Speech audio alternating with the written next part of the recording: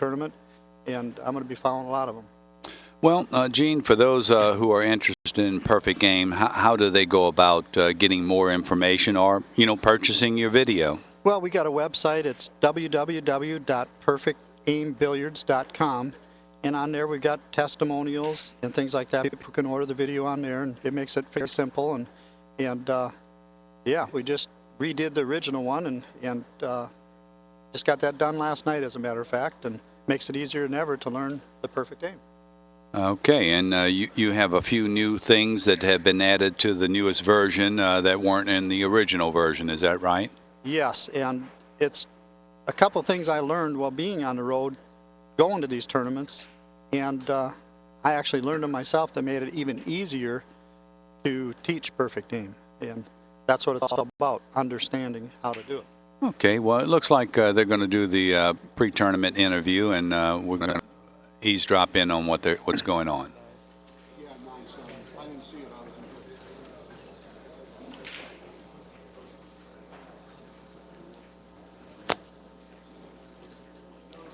Welcome back to the 2009 Galveston World Classic 8-ball event. I'm here with Nick Varner and Johnny Archer. Now, you two are definitely not strangers to each other, and I believe you're on the tour together right now, the Legends and Champions Tour. Johnny, can you tell me a little bit about that tour and how it's going? Well, actually, we're not doing the Champions Tour anymore. We're changed the name of it, but it's probably going to be a new name as for Surprise Day. Nice. But anyway, yes, we're doing a lot of clinics, and hopefully we can come to everybody's area and sign us up. We're going to do a good job for you. Awesome. Well, we look forward to that. And Nick, I believe you are the captain of the U.S. team at the Moscone Cup. How do you like being the captain versus actually playing? Well, I'd rather be playing, but the captain's the next best thing, and it's nice to be around all the guys that I competed with all these years, and the players take it real serious, and they're trying real hard to beat Team Europe, and it really kind of gets your juices flowing, and you really feel the pressure, so it's a great feeling. Awesome. Well, best of luck to you, and best of luck to both of you today during your game. We look forward to talking to you afterwards. We'll see you later. Thank you.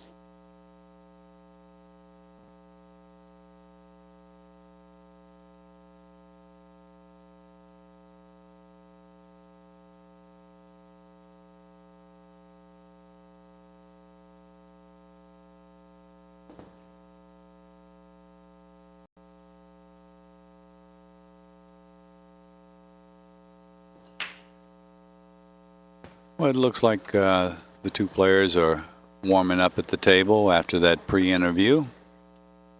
The table's been playing exceptionally well. About 3 days ago, the Diamond Mechanics decided to take out the old TV table and replace it with this one. And I've got to say, I've not heard one complaint about this table whatsoever. The only complaints that we've actually heard is that the table plays so very, very tight. Some of the players who haven't paid attention have suffered from this table. This corner pocket, the lower right-hand corner pocket, has been a terror for so many players. The speed of the table, it's lightning fast. The lights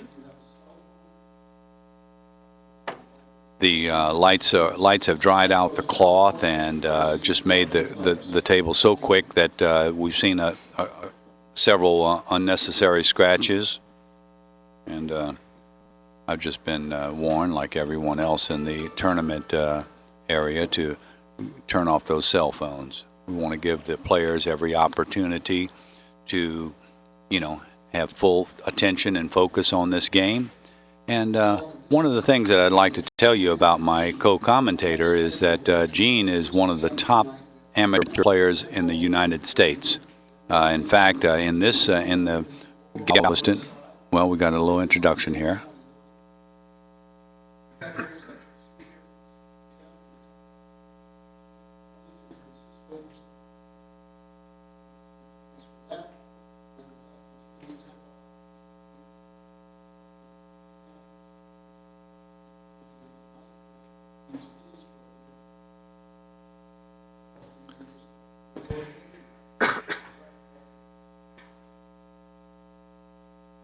Well, like I was saying before, Gene Albrecht is one of the top amateur players in the United States, and he's won some major tournaments against tough competition.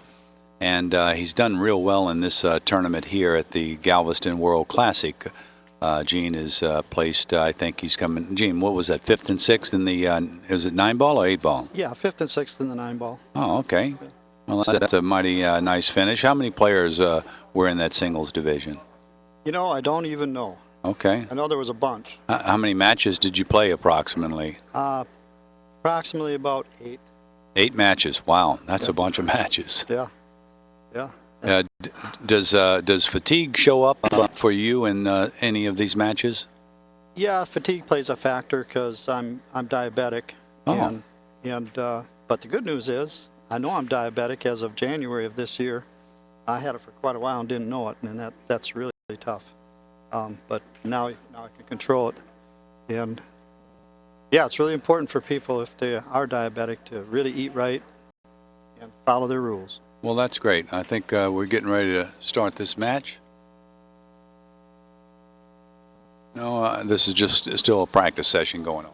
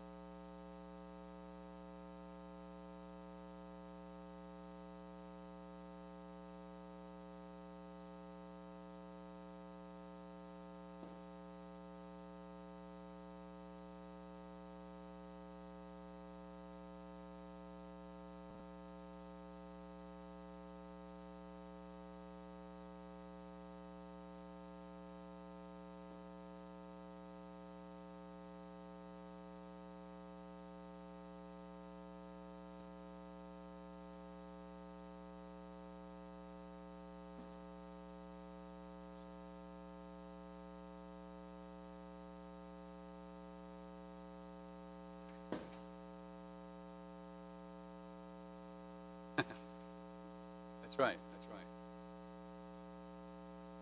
Yeah, this is going to be a great matchup between two great champions. One veteran, Nick Varner, been around forever, still playing top speed pool, and Johnny Archer. You don't need to say anything more about the Scorpion. He's put the sting on many a player. This match is 8-ball. It's a race to 9. The 8-ball on the break does not count as a win.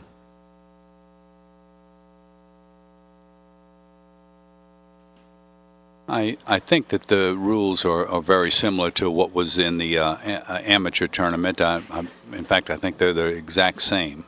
Was the 8-ball on the break not a winner in the amateur event, Gene? You know, it never came up. Never made the 8-ball the whole time? I didn't do it, and nobody did it against me. I'll be darned. That's remarkable.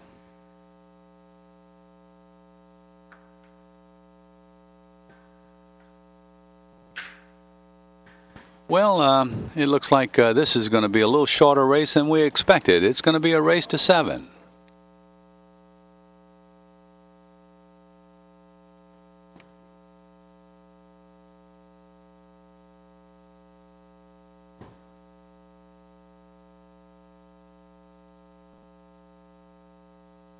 Well, it looks like we've got a little over 2,000 visitors that have visited the live stream. We're glad that you've joined us. I'm Joey Auguzin, Joey A. from the Internet Pool Forums, and I'm here in the booth with Gene Albrecht. Yeah, you know, and Nick, he looks just like he did 15, 20 years ago. The stroke looks good. He looks good. Looks pretty confident.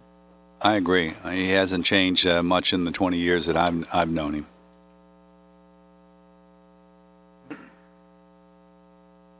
fact, about it was about 3.5 years ago. I was down in St. Louis, and I played a little bit with Nick, and he played real good then.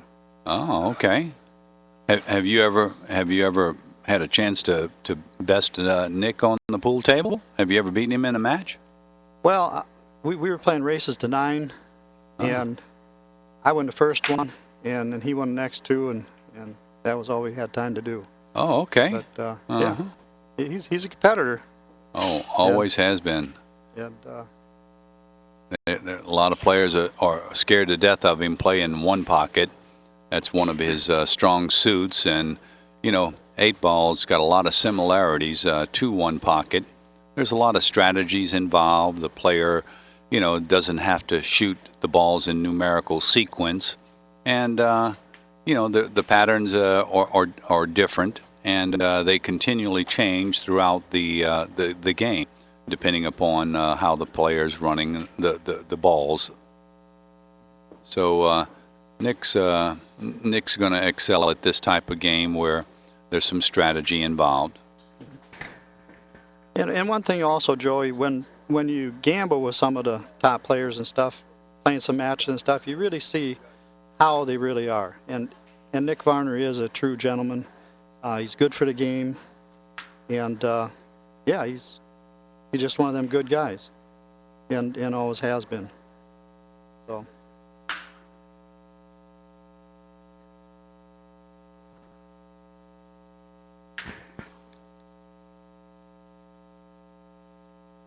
Yeah, right now he's practicing on shooting some balls in here, getting his kinks out. And you know, Joey, from up here in the booth, I really wish I was down there playing.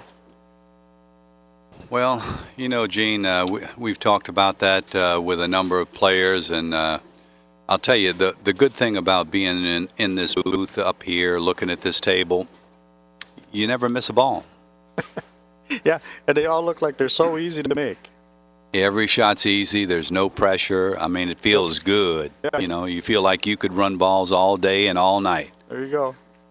You know, you sit in the booth for, you know, 2 or 3 matches and do commentary, and you'll get a little tired. You know, you'll get a little tired, but you still feel like you can still make those balls.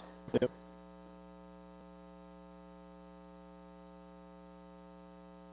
Yeah, last time I seen Johnny was back in '99 at the U.S. Open. Oh, wow. Yeah, I played in that, and I lost my first match to Johnny.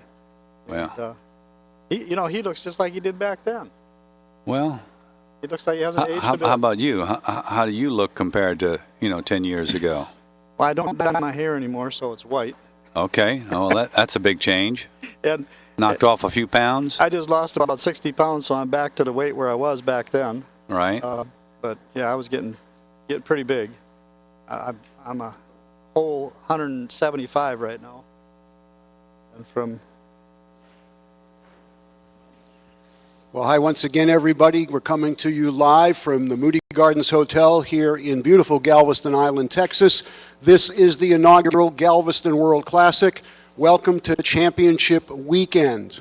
We've got some great matches lined up for you from here on in, so we thank you all for watching us live on the internet, and to everybody that's here in the live audience. Before we begin, I want to make sure that everybody knows how much we all appreciate the efforts of the people at Taylor Road Productions for making this possible. This event was over 1 year in the planning. As all of you that have been with us all week see, there's been an awful lot going on here. We're looking forward to doing this many more times, but without any further ado, I'd like the biggest hand we could ever get for Bobby Roan, Clark Roan, Louis Vecchio, Taylor Road Productions.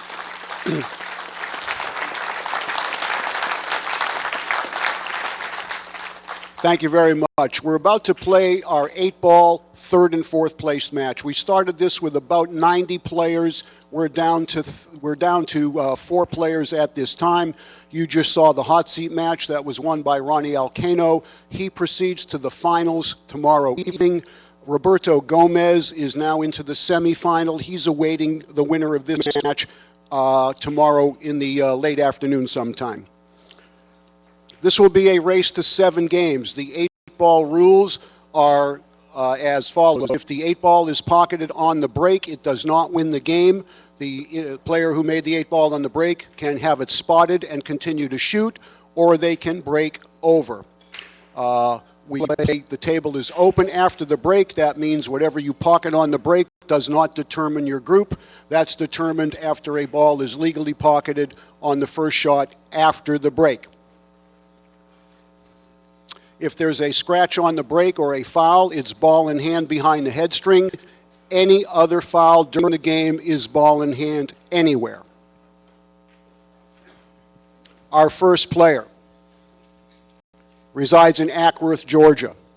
He's sponsored by Scorpion Cues, and he is the proprietor, along with Kim Davenport, of the Marietta Billiard Club just outside of Atlanta. This gentleman is an 11-time Player of the Year. It's an unprecedented record. He is the 1999 U.S. Open 9-ball champion. He is a 4-time World 9-ball champion. He was voted Player of the Decade in the 90s. He is the newest member of the Billiard Congress of America Hall of Fame. Give it up for the Scorpion, Johnny Archer.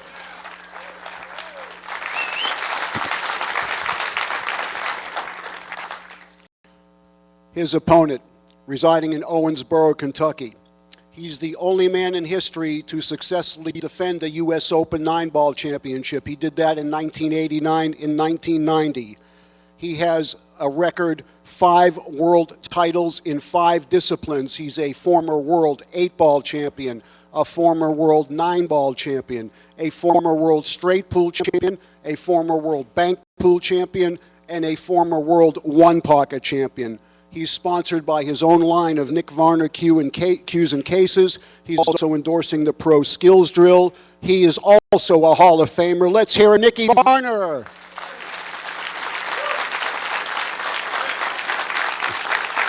And you may lag for the break.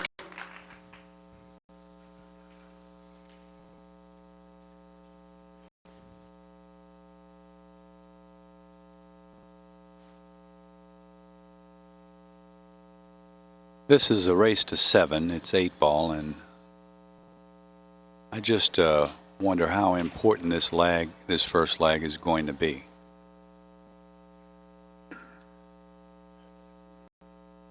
Well, this table's fast. Didn't I tell you that before the tournament, Gene? Yeah, you did. Just rack your own, gentlemen. And it very well could be a big rack your own, contributing gentlemen. factor on who could win this match.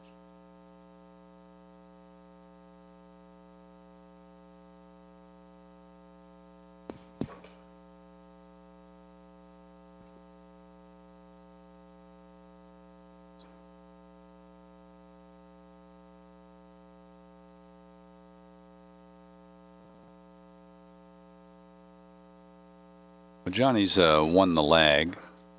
He'll be breaking, and we'll just have the fans have already made their way into the stands, and looks like a large group of people in the stands. We see a few of the pros still in the tournament and here at the event that are in the stands, and we're looking forward to a great match. Ken Schumann, our tournament director, is discussing a few additional details that were brought up, and they're getting ready to rock and roll right now. Yeah, you know, I was looking at the conditions on the table, and they're perfect. I mean, it looks good. The balls look good. The lighting's good. And I can see the tables play good too. They're warming up here.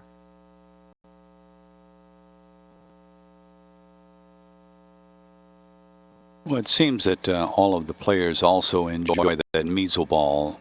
They like it, they prefer it, and that's what's being used on the TV table.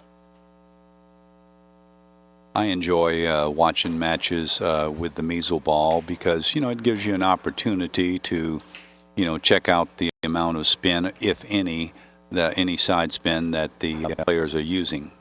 Right, and all the players can kind of learn from that because they can see what the ball's doing instead of just when it's all white, it just looks like magic. That's right. Well, it looks like the table's spread pretty well, and there's nothing tied up, and this looks like it's just a matter of, you know, pocketing these balls. I think Johnny's going to break and run this rack right here. Well, they're looking pretty sweet. He's got a choice. He can shoot stripes or solids. Is that correct? Is that the way it was in your event, Gene? You bet. You had your choice. He takes the stripes. He's got one ball that could be a little bit of trouble, and that's at 15 ball up there.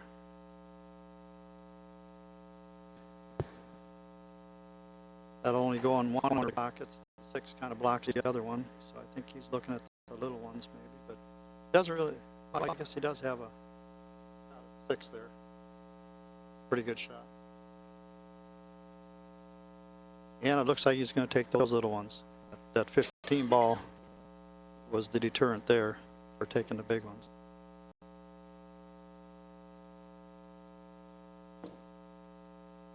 Well, it looks like he's going to play the 5, then the 1, and then I think he's going to play the 7 ball in the corner pocket, and 7 ball in the side pocket, and the 4 ball in the opposite side pocket, and shooting the 8 right past the 10. Do you see a different pattern that he may choose? No, I don't. He might have a little trouble coming down for the 4-7. If he goes too far, he can shoot on the side, but he's got to shoot the 4 or the 7 in the sides. They don't go in on the corners down in the foot rail. Yeah, the reason why he might shoot the 7 ball first instead of the 4 is that he runs a risk of, because this table's so quick, if he goes up and down the table, now on this shot he may not run past the 14 because he's got a pretty good angle to this. Mm-hmm. In fact, he may wind up he's drawing the ball, huh? Yep, I kind of thought maybe he might do that. Well, he's got perfect shape on the 4. He canned it. No 4. He's on the 7, but he almost went a little too far. I think if he can draw it straight back to get a shot at that 4 on the same side. We got a little hole there on the corner, maybe. Yeah, he's looking at putting that 4 past the 13. I don't know if it goes. Okay, it looks like he's going to take that 4 first, so he can't get back for that. That's the thing about 8 ball is that players shift gears, I call it. They play shape, and when the cue ball over rotates the position that they were desiring, they immediately change plans and go with the next pattern that is most appropriate for the layout. Yep. And 8 ball is kind of a smart. 9 ball kind of dictates where you go. 8 ball, yeah, it all changes, and you got to be thinking all the time. Yeah, Billy said something to the effect a little while ago when I had him in the booth about 9 balls for dummies. You don't have to think. You just have to, and they tell you what ball to shoot. There you go. Yep. I've seen a lot of great players playing that 8 ball, and that 8 ball just puts them right down their knees. They don't get shape on that last ball. That's right. Well, Johnny's taking an awful lot of time to make a decision here and shoot this shot. Wonder what's going through his mind now.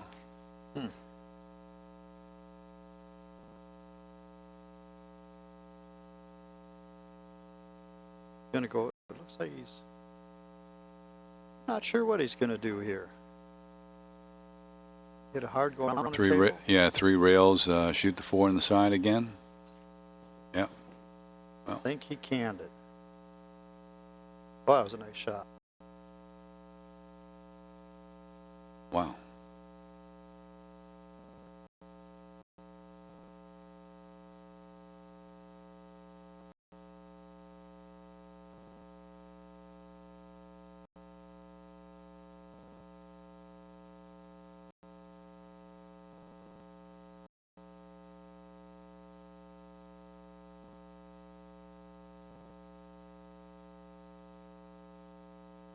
Got to kind of be careful here so I don't get too excited to talk too loud. I don't know if they can hear us down there, but. Oh no, I haven't had any of the players look up here and scold us for doing any shouting, and so I don't think we have to fear that. We've got a great thick piece of plexiglass, and we're up pretty high above the TV table, and So no one's had any complaints. Yeah, well, that was nicely done. He got out of a little pickle there. Had to move the cue ball quite a bit, but he got the job done. And that's why Johnny is who he is. Well, I'd like to take a quick moment to thank our sponsors for providing this free live stream to all of our internet viewers. We hope that our internet viewers will, from time to time, visit our sponsors' website. Thank them for their participation in this great tournament, the Galveston World Classic. Some of those sponsors are Predator and Poison Cues, Simonis Cloth, Aramuth Pool Balls, Ashley Furniture, a non-billiard industry sponsor, as well as Hertz Rent-A-Car. I think Hertz is earning their way into my heart. I hope they'll do the same for you. And we have also got Inside Pool Magazine and Radio 1, Billiard Factory, and ProPool.com, the stats guys, Ron Hammond, Bob McFerrin, and Mike Moon. Well, Johnny's back at the table. He leads this match 1-0. It's a short race. It's a race to 7, and it's anybody's game. But if Johnny has anything to say about it, his super precision and methodical running of these balls, I've never seen him more focused.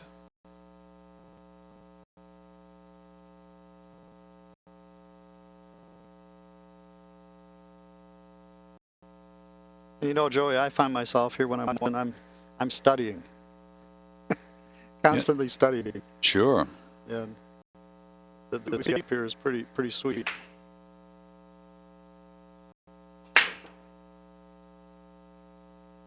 Boy, another great break.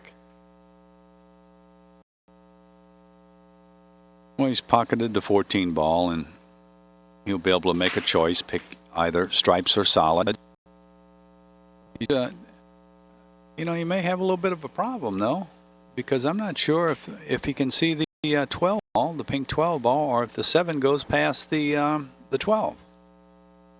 Yeah, I'm thinking maybe the 7 does, and if he takes them little ones, the only problem ball he's got is the 5. That might go too. But I'm guessing he's going to take the shoot to 7.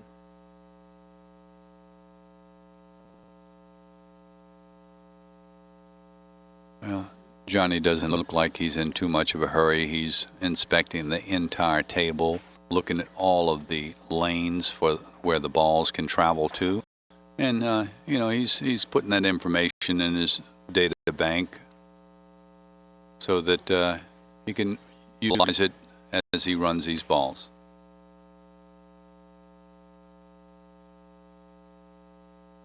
You know, Joey, one thing that's really fun when you're watching these matches is to kind of guess how the whole thing's going to be ran out, and just see if you're right. You know? That's right.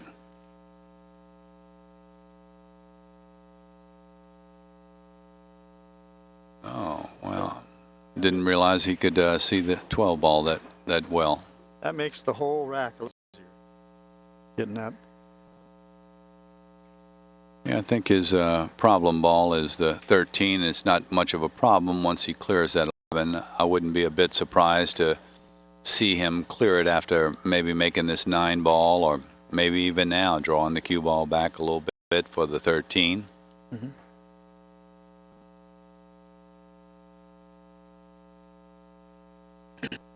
What would be your choice in this, Gene? Where would you start running these balls from here? Well, I'd kind of like to take that 10 ball and bring the cue ball up towards this ball, and then see where it sits there. But the 9 ball would be a good choice to get it out of the way too. And that's what he's going to take right away. Get that out of there.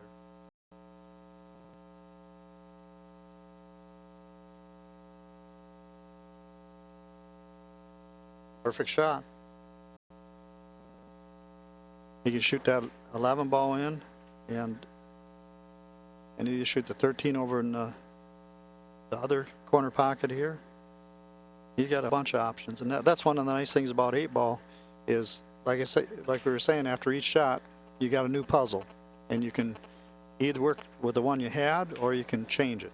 And a lot of times you see things that make it easier that you didn't see before. Mm-hmm. He could even make this the 13 in the same pocket. He just runs the risk of bumping that 8-ball into the path or closer to the 15 ball, and that's something he wants to avoid. So, right. But he's got to draw the cue ball back enough. Oh, he's looking at trying to shoot the 13 past the 11. I didn't. Again, sometimes when you're in the booth here, you don't see the same pass and angles and that the players see down on the table.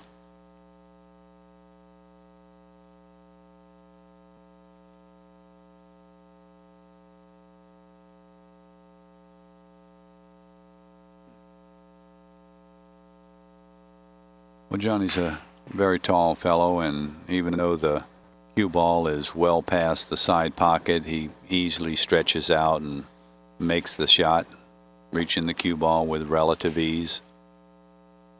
Well, he's got it like this. He has an option to shot 15 in the side, or go with the 10. He can go any way he wants here. So now it's a matter of figuring out what would be the easiest, where he can get in no trouble.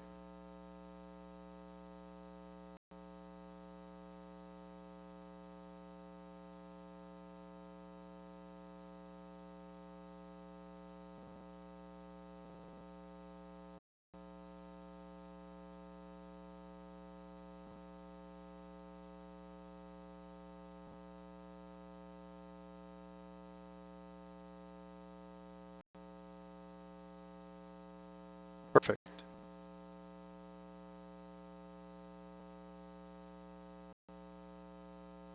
Where do you think he's going to pocket this 8-ball? Which pocket do you think he'll be shooting an 8-ball in? I'm thinking if he stops the 15, which he might do, he probably just go to the rail, come out for the 8, either in the corner or the side, or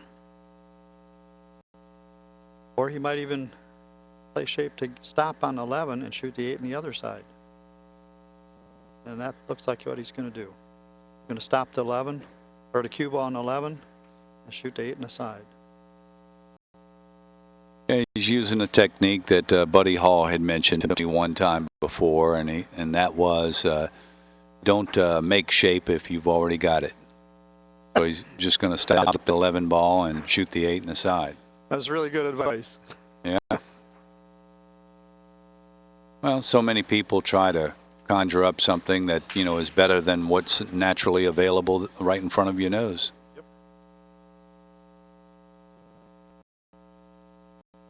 I really like those extensions over a bridge. Absolutely.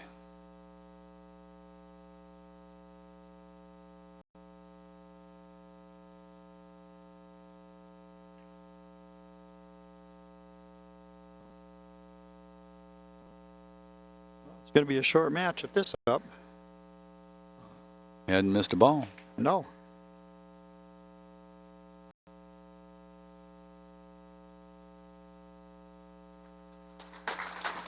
Very nice. I don't know if we've seen a shutout in the professional 8-ball tournament or not, and I don't even know if any of the amateur matches were shut out.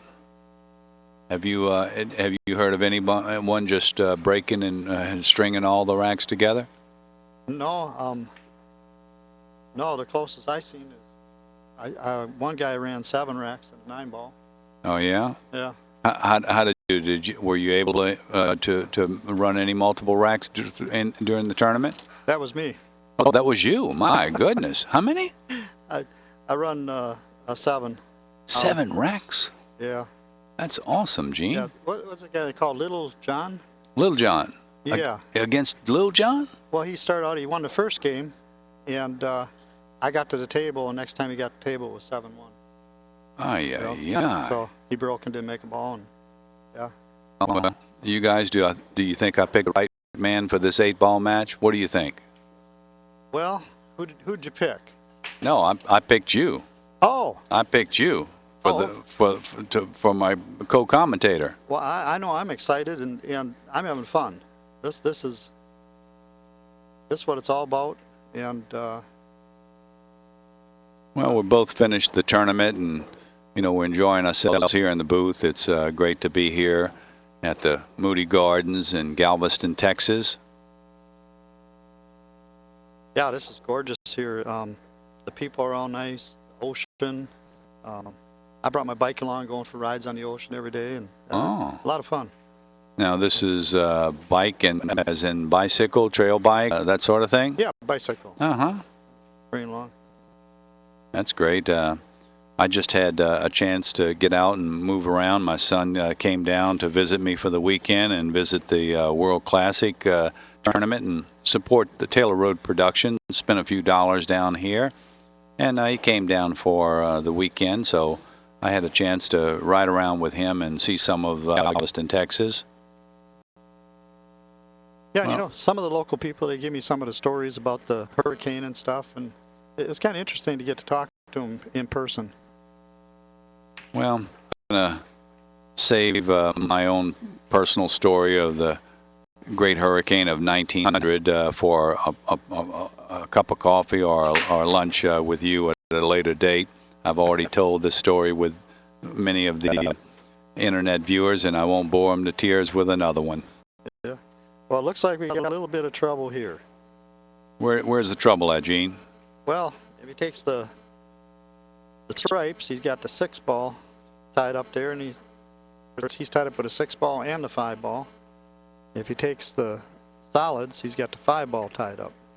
He can still make the 4-ball down here in the corner and a foot rail. But I'm thinking he's going to take the solids here because he's only got 1 ball to get loose.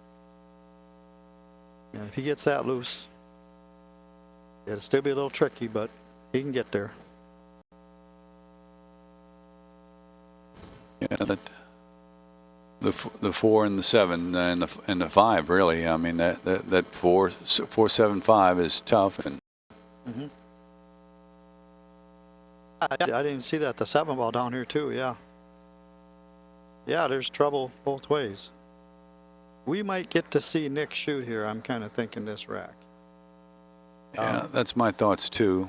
He might be looking at a safe down the road here, kicking at something, but see what Johnny figures out here. I wonder if he'd be crazy enough to think about cross-banking the 11 ball, making this ball, and seeing if the 11 ball falls. Of course, he wouldn't have anything to shoot at with the stripes. He'd have to take solids, so it really wouldn't do him much good to do something like that. That's a opium pipe dream there. Doesn't make any sense at all. Well, this is the rack right here. If you get out on this one, you've done something. Because it just lots of trouble, a lot of potential problems. And he's not looking at. No, can't do that, Johnny.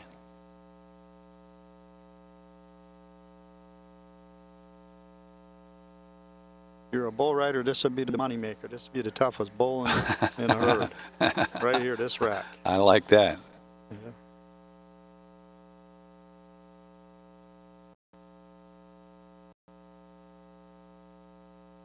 Well, he says stripes it'll be.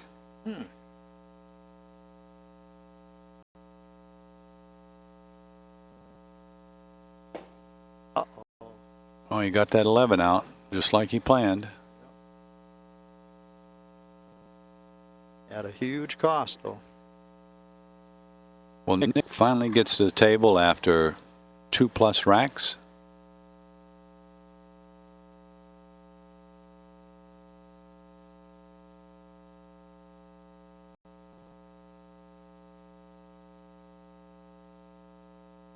Well, Nick, he's kind of my hero. Back when I used to be playing on the road years back, he was winning all championships. Sure. And I was on the road, Mount Vernon, Illinois. A guy had a pool hall his name was Joe Shields. And Nick used to go there a lot. And yeah, I'll never forget. Old Joe was trying to hook me up with Nick. He didn't think I knew who Nick was. And Right? I just pretend like I didn't, and I played everybody in the pool hall because I knew Nick was busy winning one of them championships, them world jobs, you know. Yes, indeed. Yeah. Yeah. Never got to meet him because he never got back. I took off before he got back. Well, that's a smart man that dodges Nick Varner for sure. Yeah, I wouldn't want nothing to do with him back then.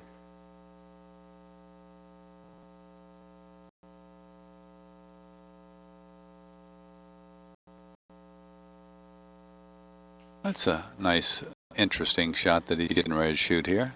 Banking the 10 into the 6 and pocketing the 10 ball. Yeah, he kind of had a little funnel there. It helped. Good shot. Well, he almost freed up the 15 ball, but was unable to do so. Hope he can get shape on an 11 and kind of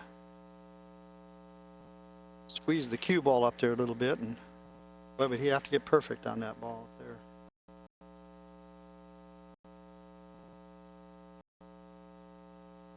I'm not sure to take this 13 ball right now or not.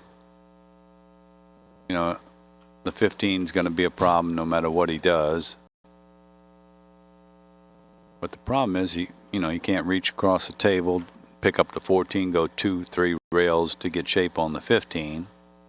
You know, he could do that possibly right now, but you know, you'd have to have some arm extensions and leg extensions to get there. Yeah, if he took the 14, he'd have to use a bridge, and then he'd still have to work on getting shape on that 13. Yeah. He might get a little better angle on it, but it's not too bad. Well, you can cut this right now, but I watched Bustamante miss a shot like this. He give like that. Bustamante missed a little worse. A little worse. But I don't know. If it don't go, they're all worse, aren't they? Well, this TV table has been brutal to almost every player that's on it. They've missed a number of shots in these tight pockets. The pockets are 4 1/4 inches in diameter and width, but there's more to it than that. That's not the only thing that makes them difficult to pop balls on. The lights are drying out the cloth. The cloth is just as dry as can be, so there's not much friction on the tables, and the cloth is just as thin as can be. And when the object balls and the cue ball hit the rail, they're feeling the rubber very quickly.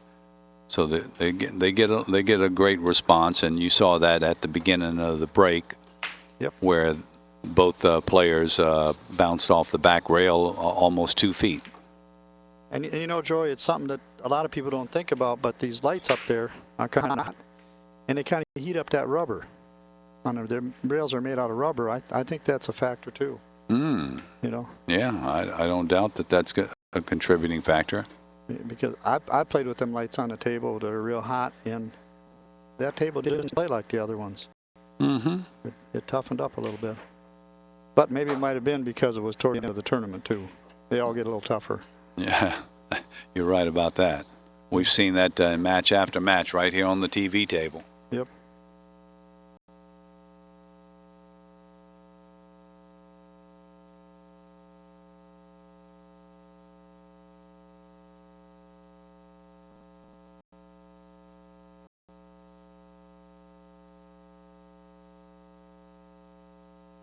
Well, I think he's got the puzzle figured out here. Well, Johnny takes his time and seldom makes a mental error. He's pretty confident making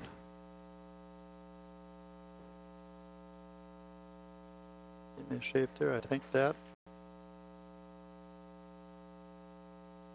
take care of some problems there. If you get down and get that 4 ball and then the 7 ball after the 3. Yeah, you want to get straight in on the 3, straight in on the 4, and a slight angle on the 7. He's still earning his money on this rack, though. Oh, I see which way he's going there. Oh, sure. He's got 5, 6, 1, right? Sure. He didn't roll up very far. Might have to work a little magic to get that cue ball over so he can make the one. Yeah, you these pockets.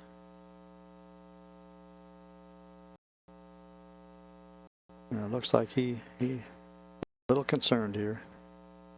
I can't tell you how many players have missed balls in those two corner pockets. That one they shooting the ball in and the one down here.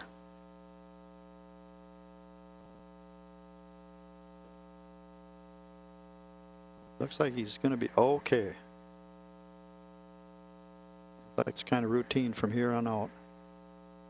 1, 3, 4, 7, just get shape on that 8.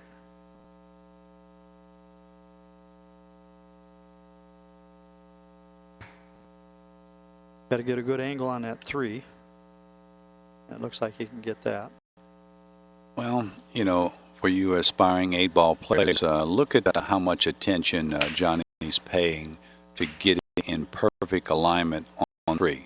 He didn't just get down and shoot that one ball. He might have even got the results, but no, he paid attention. And that's what pool excellence is really all about, paying attention.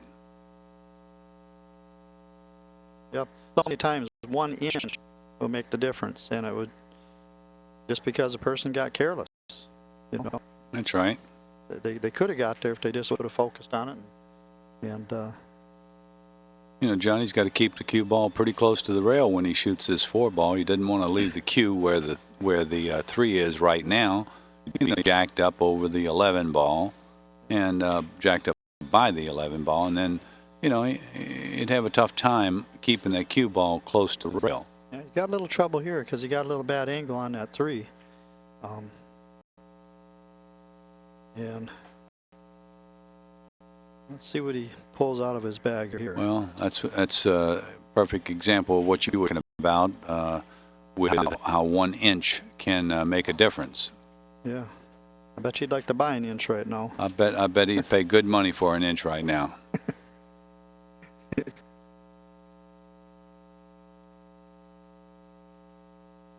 Maybe we can incorporate that in some tournament. Buy an inch. $10 an inch, Yeah. $20 an inch. Yeah, there you go. A double sawbuck for an inch. Give it up, Daddy.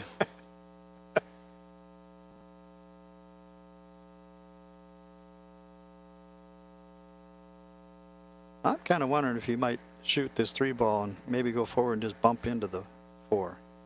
But I think he's got too much angle. I think he'd miss it. But we'll see. We've had over 3,400 internet viewers drop in on the live stream, and we're just so glad that they did. Oh, look at that! What a smart player he is. He's gonna he's gonna thread the needle, put that 4 ball between the 13 and the rail. Well, no, I think he's going to shoot the 7 and then come back up for the 5.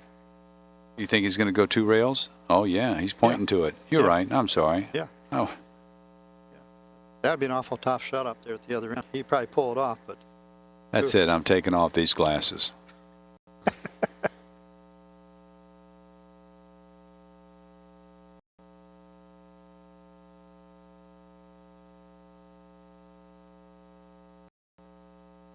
Yeah, I don't have to take mine off. I left mine in the room. Yes, indeed. So, you know, I'd be tempted to kind of stunt this and just kill the English and just pop it back up. Go 1 rail? Yeah, just 1 rail instead of trying to go 2.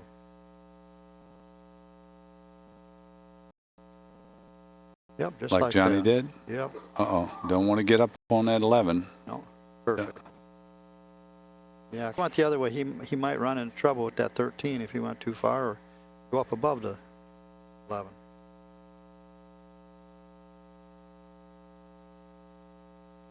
My goodness, Johnny just doesn't miss very much, does he? Boy, he's right on the button.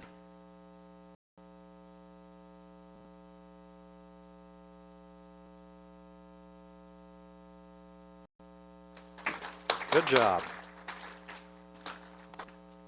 Yeah, the only shot he missed was when he was trying to make that hole a little bigger up there on the other end with that 11 ball. Mm-hmm. And had a whole bunch of English on it.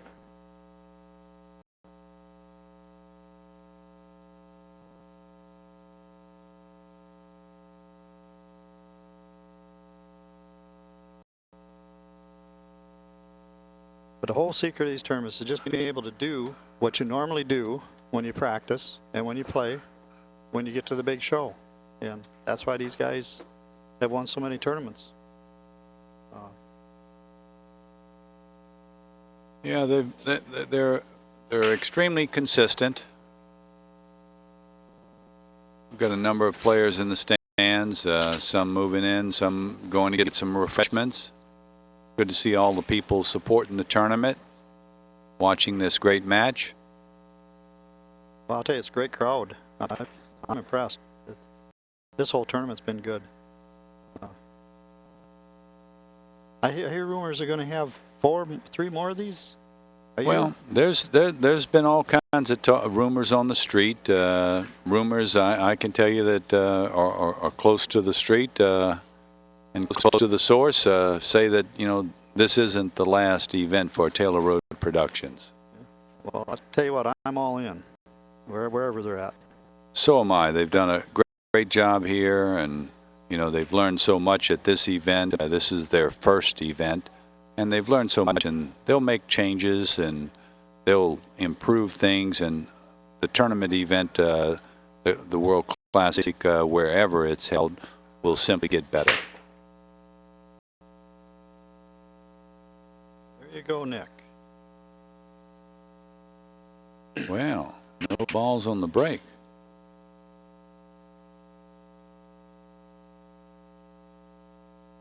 And you know, Joe, I kind of think that there's probably a lot of players that probably didn't prepare maybe the way they should have for this tournament because they didn't know how good and how great this whole setup was going to be. And they're kicking themselves because they weren't quite ready.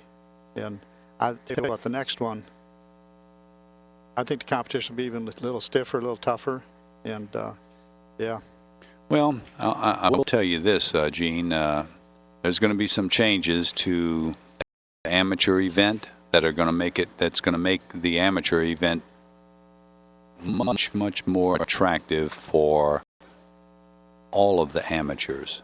And I'm not going to, you know, provide any details about it, precisely what's going to happen. I've gotten myself into trouble spreading some of those rumors around from time to time, but I do know that the next Taylor Road Production event, the amateur event's going to be tweaked like many other things, and they're going to really improve it, and the amateurs are going to love the improvements. I promise that. Well, right now I'm on the amateur end of it, so I'm liking that myself. Just hearing about it. That's right. That's right. And we'll just have to wait and see precisely the improvements they do make, but they're going to be big improvements. Uh-oh. What was that? Well, he tried to put the bunch of top English on it, take a stroke, and you know that's what can happen. Oh boy.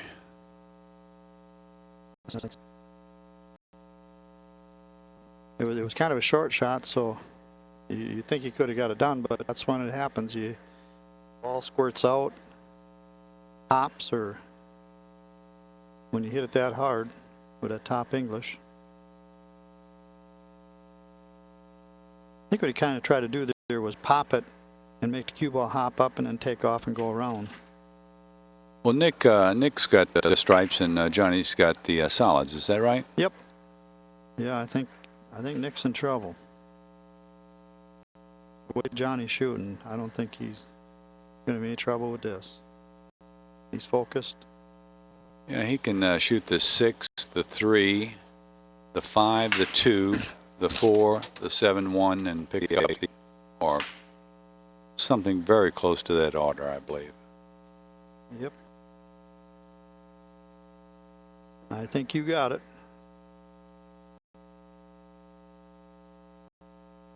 He stays in line so well. Be kind of neat if someday they have a player. He got to map out how he's going to do the rack before he does it. You know, like on football where they have the 10, you know, for the first down line. Right. And put numbers on them. And then see how many times it changes by the time the rack's done in this 8-ball. Well, if I were to gamble on picking a player to do that more consistently, the most consistently, it'd be Johnny Archer. Yeah. Yeah, he's looking pretty good. You know, his cue ball rarely gets away from him. He rarely plays shape that isn't conducive to continuing the run out. He didn't draw that very much. He's thinking about making the 2, and he's got to draw the cue back maybe a half a ball. Even from the loser side, I'd have to consider Johnny a favorite in this tournament still. I don't think you'd get much argument from me. He looks pretty solid.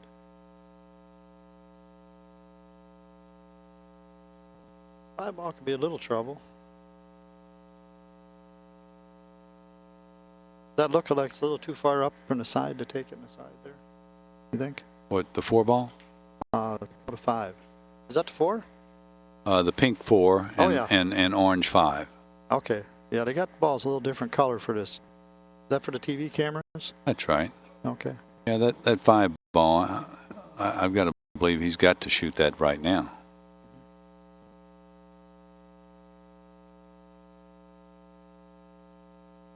Yeah. Yeah, I think that 4 ball goes down in the other corner too, so I guess he could go either way with it. So he was a little concerned on that not going, but it still went in.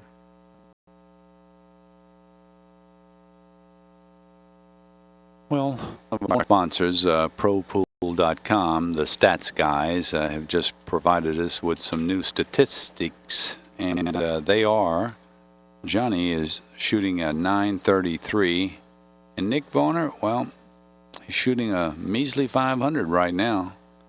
Nick's going to have to pick up the pace when he gets the opportunity, and you know, right now, Johnny's not giving Nick any opportunity to get to the table.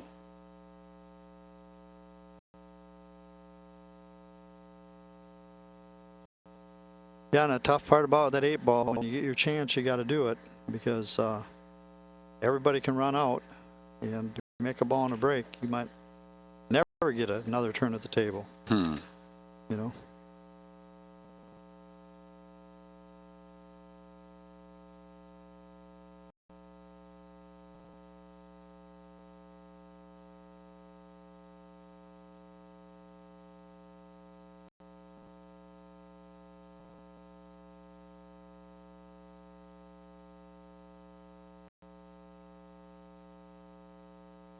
Trying to figure out how far he's. Oh, he just. Okay, I see. Well, we're going to see something here. He's got to get some shape on that 8, because I know. Just a choice of whether he's going to try to keep it up above the 15 or get in between the 15 and the 12.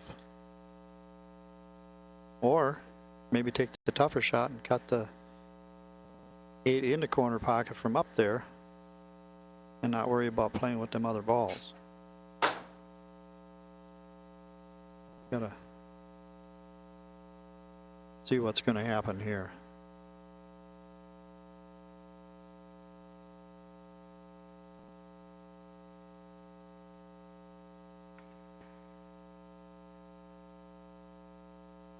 There he goes. He went in between. Perfect shot.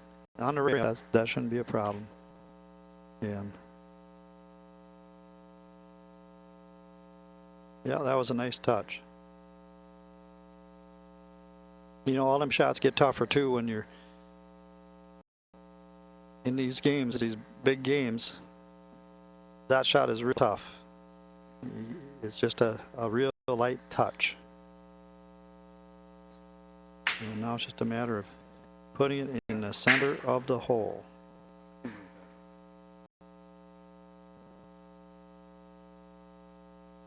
Yes, in the hole. Good job. Well, that's some fine by Johnny, and the score is 4-0. Just 3 more racks, 3 more games, and Johnny will have this match under wraps. Well, if Nick gets another chance at the table, the heat's going to be on him. That's when it really gets tough. You're down, what, four zip now? That's right, 4-0. Yeah. Favor of Johnny Archer. Yep.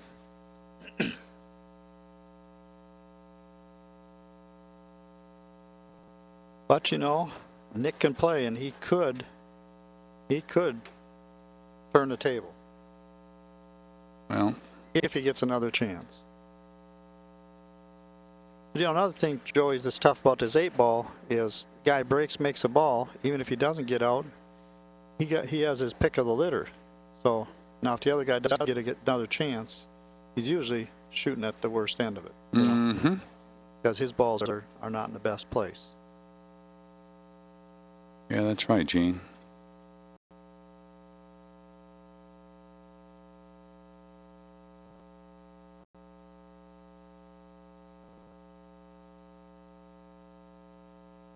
Some of the internet viewers are predicting a shutout, but that's right. Nick is never out until it's over, and Johnny Archer knows that.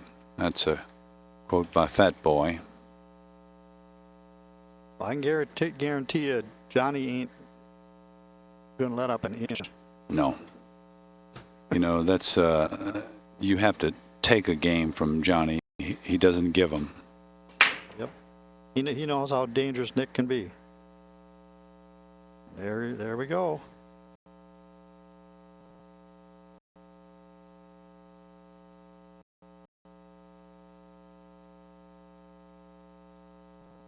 Well, he's got a few choices here, and if that 5-ball goes past 9 in the side pocket, he could easily shoot the 6-ball, then the 5, or the 6 and the 3, then the 5, and maybe the 7.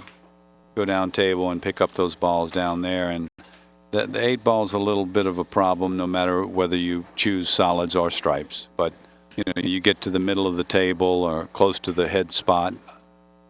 You know, the head spot shouldn't be too difficult to make the 8.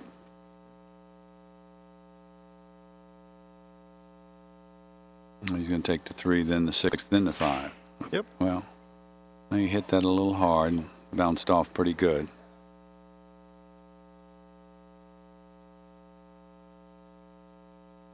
Yeah, I kind of like the idea here. 6, go to the rail and run the cue ball into the 13. Really free up that 5, but. Mm-hmm. But I guess he can get on that no matter what. But. That's right.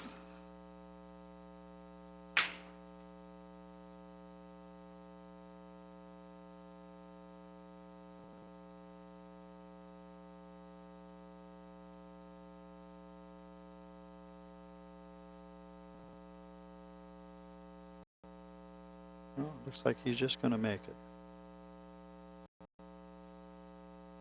Get up there. He's not worried about that ball at all.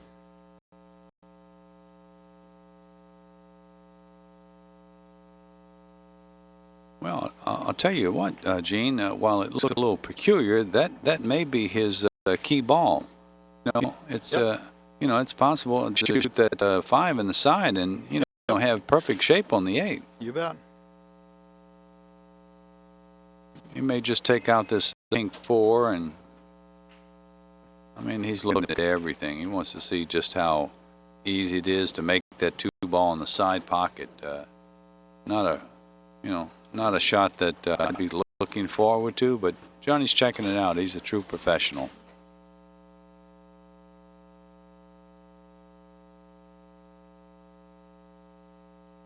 You know, I'm sitting here watching these shots, and I noticed a minute ago my shoulders are getting tight, my arms are getting tight. I'm living and dying with each shot here. You're playing pool vicariously. Yeah.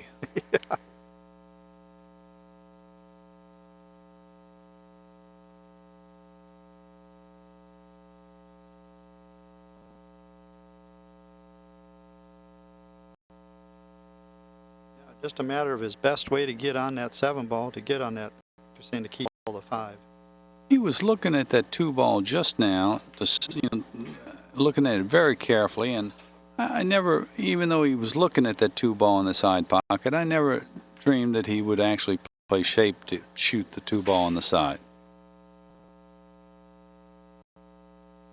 Yeah, well, he had kind of two options there. He didn't come back far enough. He could go in the corner down here by the 7, or go on the side. So kind of a option there. So he had kind of a 4-inch window there for the ball, kind of. But that's why it would be nice to know what order they plan on shooting it before they start. You know. Boy, he hit that one perfect. He got that good angle. He can drop back. No chance of getting hooked. He's going to want to shoot this 1, 7, and 5 in the side, and 8 last. Yep. He just got to be careful he doesn't slide it over too far and getting back of that 9, which shouldn't happen. Or, you know, the nerves might take over and get too much drop and come way down and back of the 8. But I don't think that's going to be right.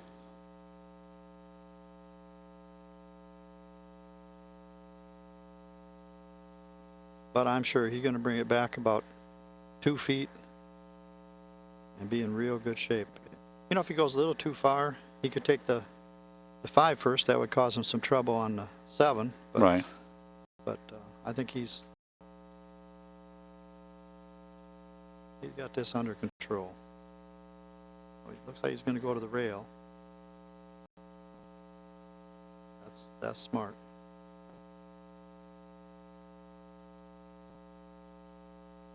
Well, barring any unforeseen problems, I think this this game is in the bag. Yep.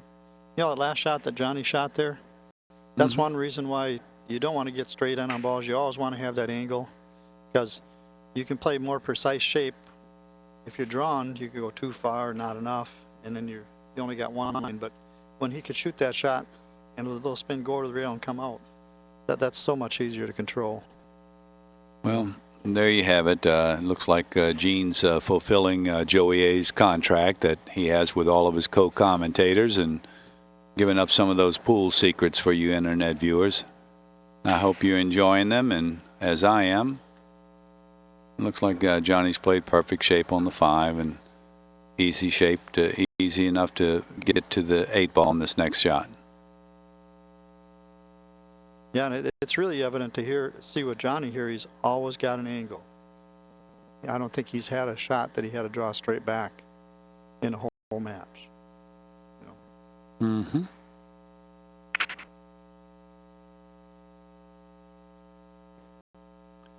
Yeah, the score is, as soon as this ball is pocketed, will be 5-0. And Gene Albrecht is in the booth with me. He's the creator of Perfect Game.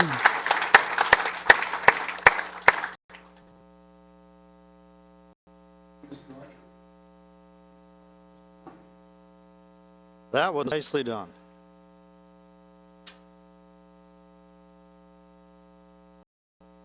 I think Nick's in a little trouble, Joey. Whew, that's an understatement, I'll tell you. Johnny just has he missed more than that one ball? No, he hasn't. Well, that's incredible. No. Yeah, the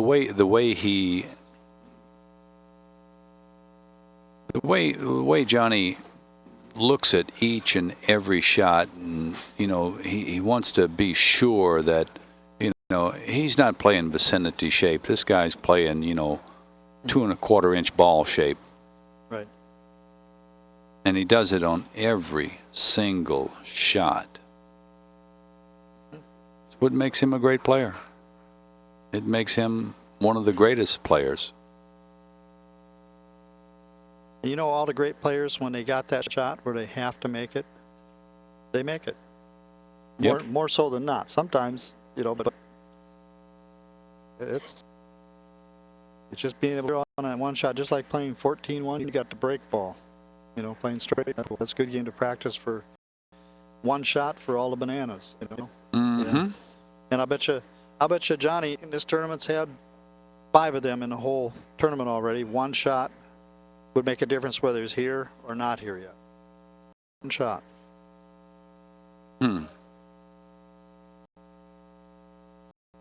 Because there's so many great players here. I mean, Johnny's leading by 5 games. It's a race to 7.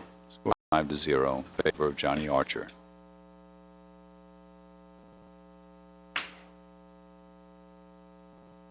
No rush.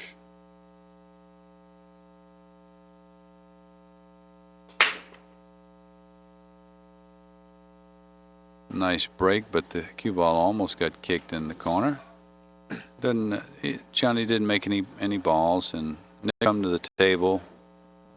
He's got problems. It's like it seems that every time Nick comes to the table, it's making a run out's going to be a just a uphill battle, difficult thing to accomplish, and you got balls everywhere that are clustered, and it's going to be difficult for him to run out this rack. Yeah, well, he's got to get focused, and that's what he's doing right now. He's just trying to take his time, and he's been there before. He knows he's got to regroup, get his thoughts together, focus, and really do what he can do. He's got to get in the same mode as if he's practicing, and just get down and get everything in the right way, the way it's got to be. And Joey, the only time you can practice being in the final matches of a tournament is when you're in the final match, and that's what makes it so tough, because you can't practice this at home. Right. And right now, Nick is practicing being in a final match. Yeah, and you can't get to the final of a tournament unless you're playing in them. And so, I'd like to, just urge all you amateurs out there that, play a good stick, to go out to these big tournaments and, test your mettle, see where you stand in the pecking order, find out what it's like to compete against these great players, show them that you appreciate their participation in this sport, playing pool full time. Every now and then, you get an opportunity to take a scalp, and it's just great to be in the tournament and competing against these guys. I found that the professional players, when they meet up with an amateur player like myself, they don't mind giving you a little helping hand. I've had so many professionals offer me advice and on my game. I couldn't begin to count all of them, and I would imagine that it's been practically all of them. I've been playing in some of these big tournaments, especially the one-pocket tournaments, with so many of these top players, and they just don't mind helping out the lesser players, and so it's a good way for you to learn. That's a good shot there. Yeah. Oh man, that was a great shot. That ball didn't have a chance of going forward. That as soon as he hit that ball, it spent backwards. Very nice. You got that 11 ball loose up there? Yeah. Now he's only got the 9 ball as a major problem. And Joey, I always like to, every place I go, I try to get in all the little amateur tournaments I can, the weekly tournaments at all the bars that help support pool in the hometowns. But it gives you playing in a tournament. And it doesn't matter how small it is. If you get to that final match, you're practicing being in a final match there. And uh-oh. Oh boy. We got trouble. It was looking pretty good. I don't know how he's going to get out of this one. I don't think he knows either. Don't know if he's got an angle there.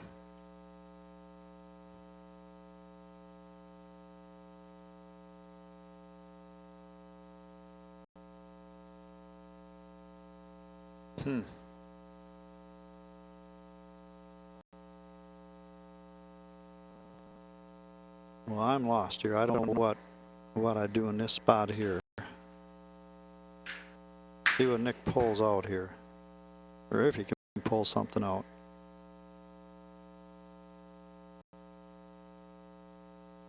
He's created a very difficult situation. I don't know what kind of an angle he's got in that 13, but I'm thinking the only chance he's got is if he shoot the 13 and bump the 1 out and then bank that 11. That's all I can think.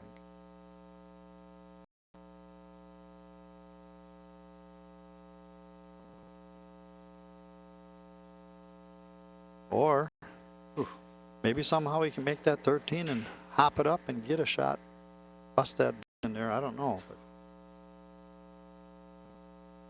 boy. Well, you know. I wish I could run around the table. I don't know if you can cross bank that. I think that's 13 ball down there, or the 12 ball. No, that's 13. If you cross bank that 13 and made the 2 ball and drove the cue all the way down here behind the 9, it's a little, it's a little difficult. I think he may have trouble, with that angle, but, if he got behind the 9 somehow, he might have a chance to fight another day, but I just don't see how he's going to be able to. Oh, there is one thing that he might be able to do. Shooting the 13 ball and put a lot of force follow on this shot and knock the 1 ball away and maybe bank that 11 ball.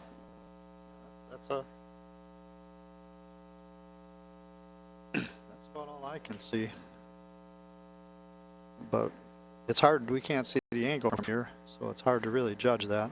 Right. But I tell you what. Now this is crazy. How about shooting a 13 with force follow, make the 2 ball, and shoot the 11 in the opposite pocket? Huh. He tried to. It was just difficult there. He's just hoping that maybe somehow that 6 ball will be a problem. Yeah, or Johnny won't get out. He hit that pretty hard just now, so maybe he was hoping that the 11 ball would fall. Yeah. I'm sure that was a hope, but like some of my shots, they look like they belong in an opium dream. That was a bad spot he was in there when that deuce blocked up that pocket.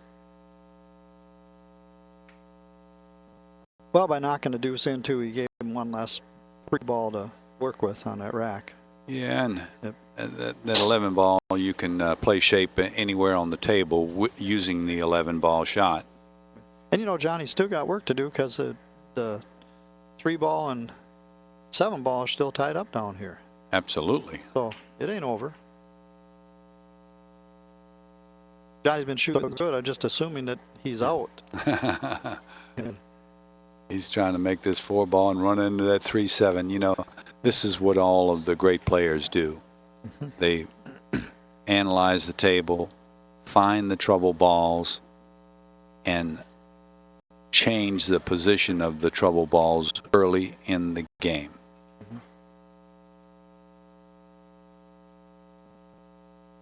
Oh, not much change there. Oh. No, kind of got a bad break there. Well, the 3 and 7 in worse shape than they were before. Kind of similar to the way Nick's layout was. Nick made his layout worse, and now Johnny's made his even worse. Well, it looks like he's going to have to shoot the now, and he's going to have to run in them balls in hopes he gets a shot, because he's not going to get shape on that 6 or the 1 after that. Yeah, you just wonder how he's even going to have to hit manage this. A little harder with right English, which makes the shot a little tougher, and but the nice thing is he's ahead in the match. That makes this a little easier. But like I said, he don't want to give Nick 1 inch, because Nick could just take a mile. That's right. Well, he's leading 5-0, so he's got a great lead. Doesn't want to give up that lead. He wants to extend it.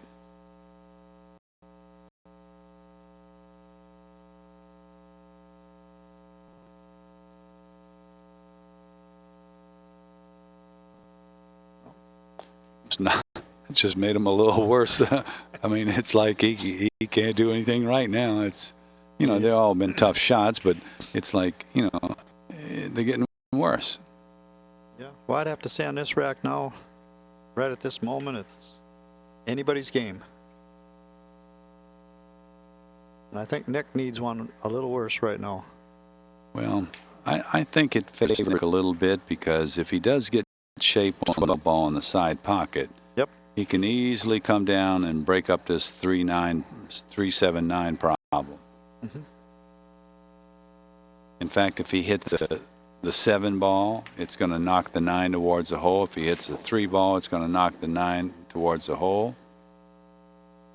The only trouble he could have is hitting the 9 high and scratching in the corner pocket.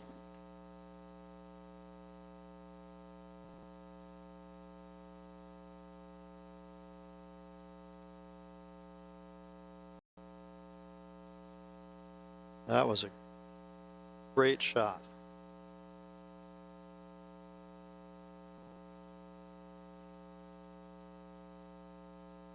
Tell you what, It was simple, but I guess he really didn't want to touch that 9 ball at this time. puts all the heat on Nick.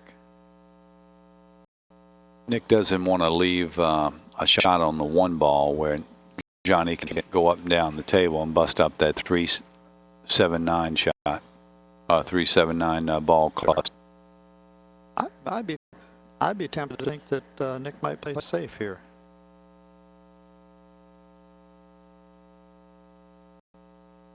Unless he can run, he certainly shouldn't be making any of these balls. Right. And you know, if he does make the 11 and the 13, it gets down, he's got to get perfect shape on that 12, and then he's got to hit that 9 and get a shot at that, which could be kind of tough too, you know. Mm-hmm. Just like Johnny trying to break them out twice. Was it twice? Or once? Once he tried to come out, yeah. Well, no, the 3-7? Yeah. Yeah, no, he tried twice. Yeah. Yeah, that's right.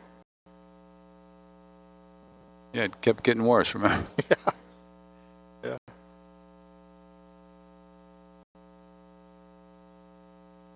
Kind of a one shot there. Well, that's nice. The audience recognizes that Nick's made some great effort there and rewarded him with some polite applause. Yeah, that was another great shot, and even more so that he's down 5-zip. Well, that placement of that 13 ball near the 9 is a stroke of genius. Huge, yeah. And Nick needs every stroke of genius he can muster now. Johnny's leading the match 5-0. Nick needs a win. He really needs a win right now.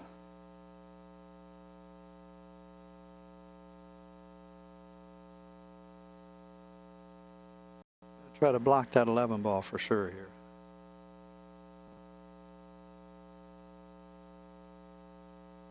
I think he's trying to freeze that cue ball on the 1. You know, you see the pocket right there? Yep. I've seen, in fact, the 1 ball, someone else, I forget the match and forget the player, but that pocket, that's the 3rd time that someone scratched in that corner pocket. Well, one time, another time, that's 2 times off the 1 ball where people have raised the 1 ball and they anticipated that, you know, the cue was going to stop, but it just keeps rolling and rolling and it doesn't stop. Slides right in there. Yeah.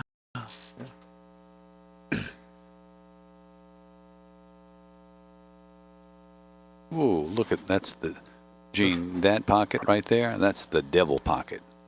I heard you saying that earlier, and I see what you mean. Well, wait till you see some of these shots that people are missing in that pocket. It's unbelievable. It's Earl missed balls in there. Hillbilly missed balls in there.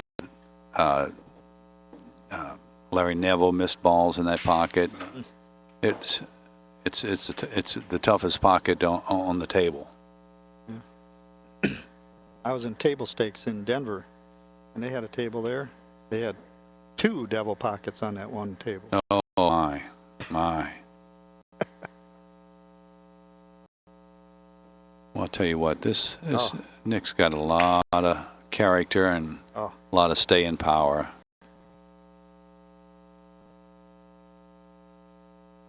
Yeah, he's been there before, and that's why he's won what he's won. Yeah. Numerous titles. Yep.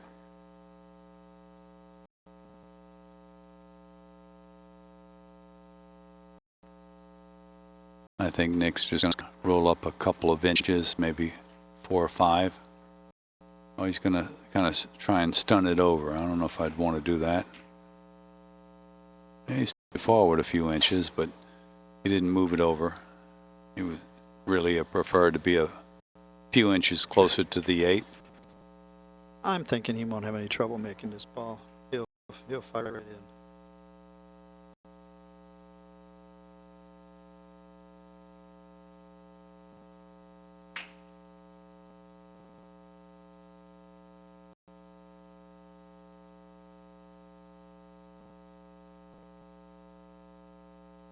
Hit it pretty good.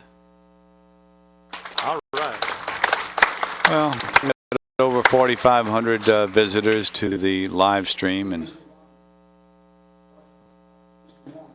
5-1. Well, Nick, Johnny couldn't skunk you.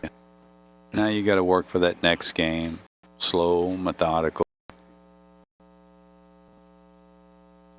That's right. Take a break.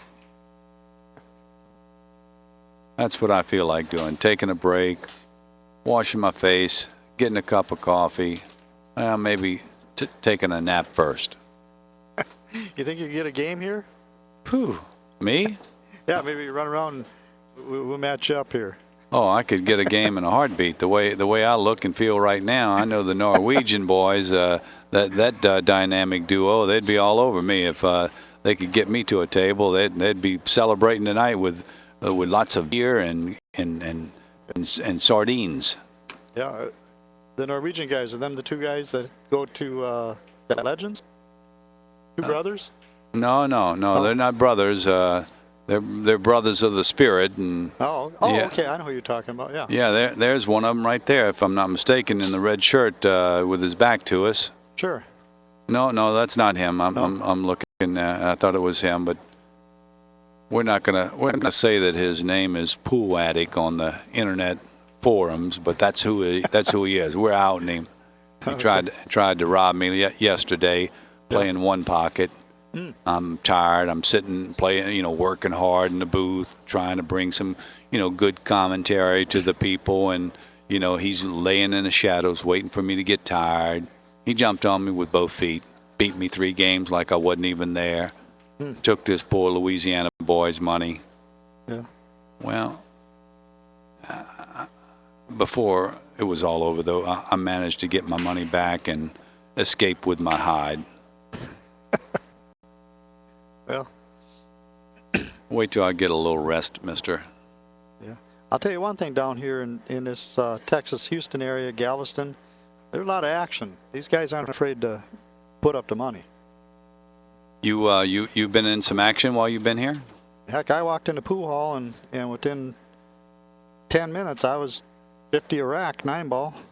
9-ball, 50 a rack. That's fantastic. Yeah, and I had 3 other guys trying to steal his action.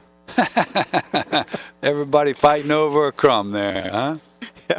Yeah, and the next thing I knew, I playing another guy for $500 sets. Race to 9. Yowza, nice. Yeah, they'll gamble. Well, I think it's something about the South apparently, because it's the same way in Louisiana. They may not have quite as big a bucks in Louisiana, but some of the guys will bet it up really high. But generally speaking, I hear people complain about action in different parts of the country, and Louisiana and Texas has some very fine, steady action. Even the lesser players have a tendency to enjoy gambling, and I think the casinos sometimes in Louisiana and other parts of the country where they have casinos, a lot of the pool players will lose some of their spare cash. But there are no casinos here in Texas, so you know that money circulates pretty good here. Yeah, and you know, up in Minnesota and Wisconsin, where I'm from, you know, the pool halls, they just about starve in the summertime because everybody's all caged up from all that snow and stuff in the winter. Right. And as soon as it gets nice out, the pool players just disappear. Wow. Yeah. And down here in the south, I can see they play all year long. All year long. I went up there. I was up there finishing a new video, and I was there for 10 days, and I couldn't wait to get back out of there. There's no pool. I mean, a little bit, but, you know, in the hometown where I'm at, there, you couldn't even get a game. What, Gene, if you don't mind telling our internet viewers, what's the name of that website where you have the Perfect Game video? Oh, it's www.perfectaimbilliards.com. That's billiards, plural or singular? Plural. Plural, with an S. Okay. Yep. Well, that's great. It looks like the players have returned from their break, and we should be back in action in just a few seconds. Well, I'm looking forward to Nick putting a few racks together here. If he can make a ball in the break, he'll put this match back together. It could make me happier. It'd give me some new inspiration, some new strength, and snap me out of my tiredness that I'm starting to feel after being here for 8 days. And you know, but you know, I love competition, Gene. And you know, there's nothing. I like competition for myself. And I like to see competition between two competitors. I don't like to see, you know, super one-way matches. I like to see people stretch to their limits. And, you know, if Nick is able to put some pressure on Johnny, you know, it's what I live for. It's what I enjoy the most. Yeah. I want to see a match. I want to see a hill. Ooh, we've seen some hill matches right here on the TV table. Yep. And so many. yeah. Earl Strickland, Bustamante, Shannon Dalton. They've just had so many matches here that you know, they kind of run together, and I'm getting a little tired. But this the closer it seems like, the closer it gets to the finals of any championship match, the closer the races get. Yeah. And you more mistakes that are made, and you know, the more pressure that the players are feeling. And I bet they're getting a little tired too. And see, Johnny's only on 5, so Nick's got a 2-game cushion here. You know, one more game, he gets on 6, then that's panic mode. You know, because it's only 1 game. That's right. And 1 shot. Sure. Besides the whole thing, where 2 games, he's got a little margin there. Right. Nick put a little sidearm break on those balls, and it didn't look like he got rewarded. Boy, he hit him good too. He hit him good. Got the 6 and the 9 tied up. The 2 and 1, well, that's a combo that could be made. I'm thinking Johnny will try to bust up that 9-6 right away with the 11. Yeah, he's going to take the 11 and go 1 or 2 rails. But he got a little here. If he, after that, he's got to get a shot at the 12, because otherwise he's looking at a combo with that 13-14, unless he gets way over to the rail. So he got a little trouble here. Well, all he's got to do is get to the 14 and get down to the bottom rail, and he'll be able to shoot the 15 into the 10 ball and shoot the 12 in the corner pocket and pick up the 10 a little bit later. I don't think he's going to have trouble with that. He's just got to worry about getting tied up with the 6-9 if he shoots the 11 ball. Yep. He needs to, you know, he has to get a shot after he makes the 11 ball. He can't just bust up the 9 and be froze on the 9. Yep.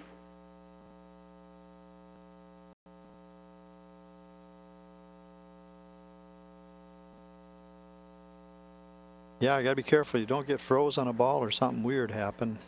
And it looks like, you know, that's one reason he plays the way he does, because he's pretty precise about what he does.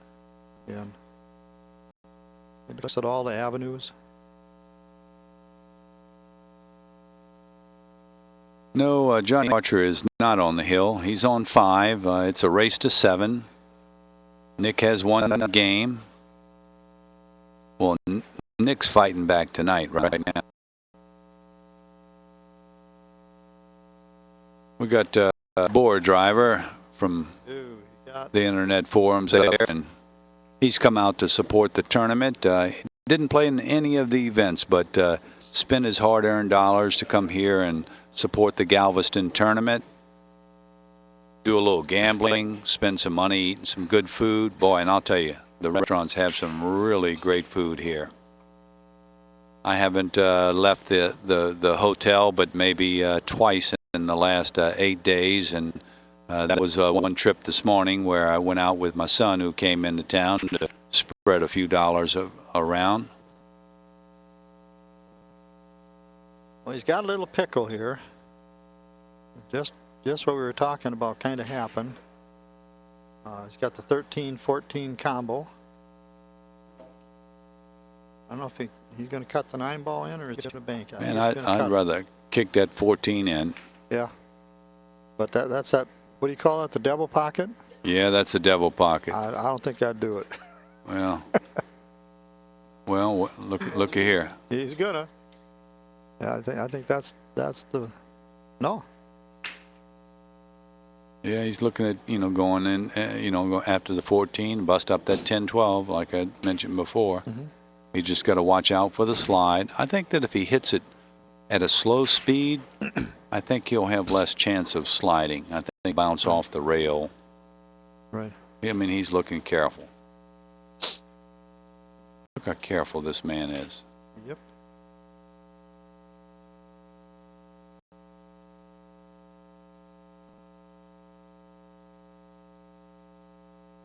He's matching up the spot on the rail with that diamond, so when he's looking from up there, he can see the exact spot he's shooting from. Mm-hmm.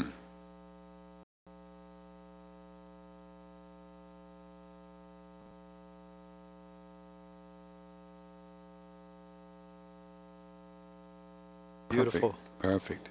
Yep. You see that 14-ball skid a little bit? Sure did. Yep. He got one of them little queer little deals, and the cue ball really died after it hit it. That's right. Sometimes you shoot that shot and it'll happen, you won't get your shape.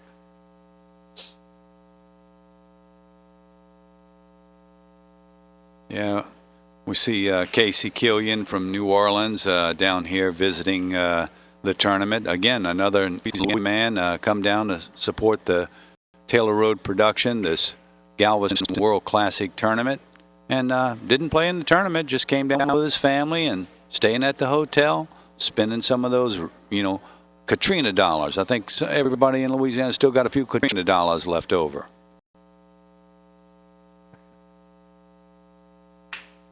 Casey's has a place, a sports bar down in New Orleans called the Big Easy, and he's got a bar table tournament, probably $1,000, $1,500 added tournament.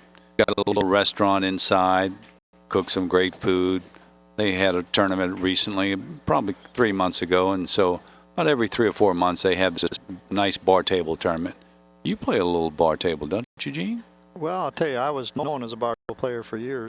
That was my game. Oh, well, Yeah. you might want to think about coming down to visit us in New Orleans. Yeah.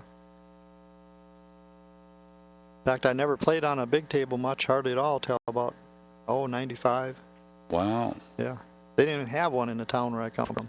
My goodness. What Yeah. town was that? Eau Claire, Wisconsin. Oh, okay. Yeah. It's about 100 miles from Minneapolis, St. Paul. But hardly ever got over there way back then. Well, Johnny's got a little bit of a problem. He's got to try and get shape on the 13 or the 10 after he makes his 12 ball.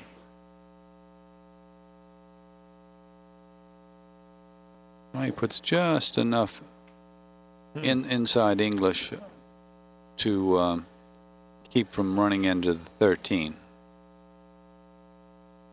Here we come with these inches again.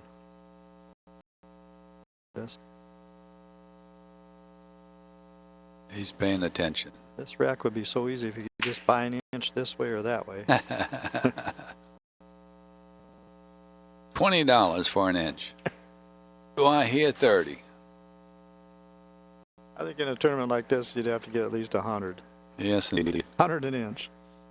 Well, it might be worth it because there's some serious prize money at stake here in this 8-ball tournament. And both players are fighting hard for that money, and that neither one of them wants to go home after this. Nick Varner spent some quality time with me in the booth this week, and really appreciate all of his wisdom and his time. He did a great job. The fans love him. You know, he's been a fixture around pool for a lot of years, and everyone knows the Colonel.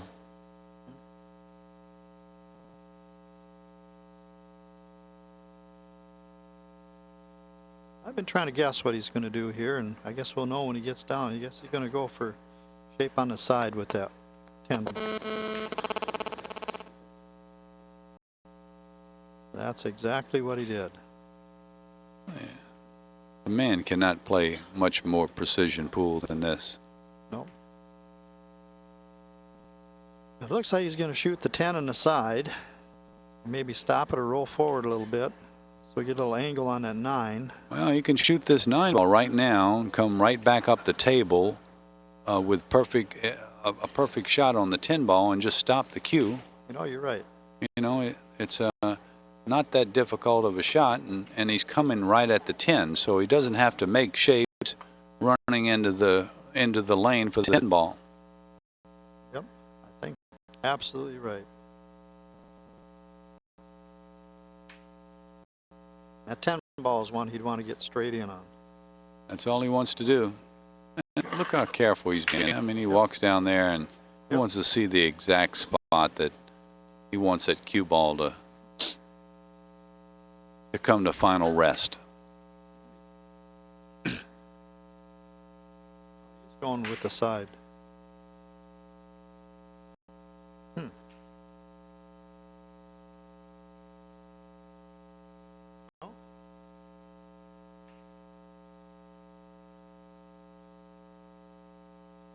Corner man.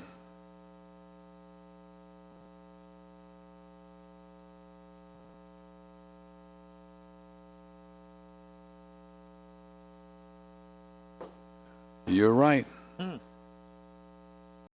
you got something to work around here, but if... I like my shot a lot better.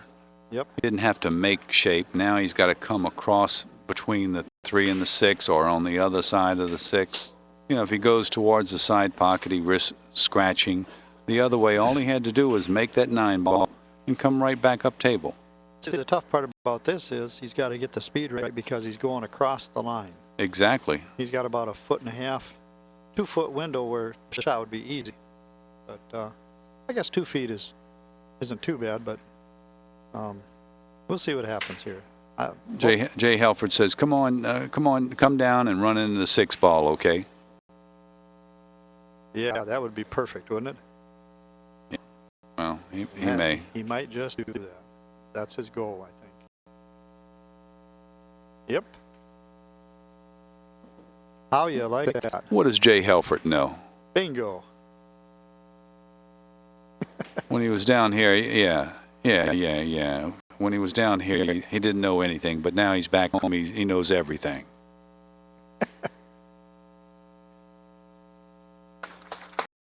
I've seen he's batting 100 there. Need to have you back in the booth, Gingerbread Man. You did a good job when you were here. It was great to see you again, and you certainly do know your pool game, bud.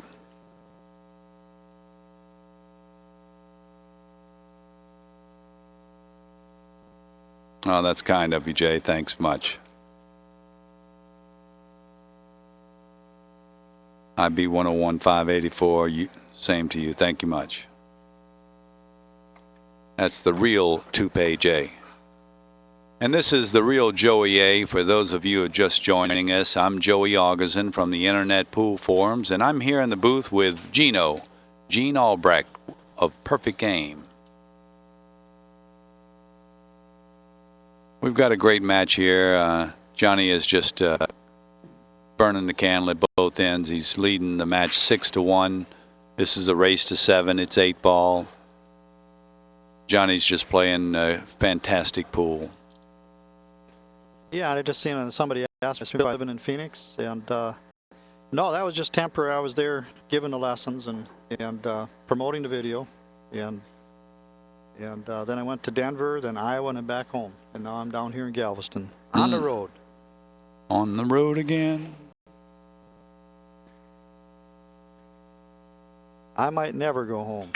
Let's check out some of the statistics. Yeah, we're going to check out some of the statistics here. Look like Nick's picked up some of his stats, and Johnny's dropped off a little bit. Nick's shooting a 625, and Johnny Archer is at 918.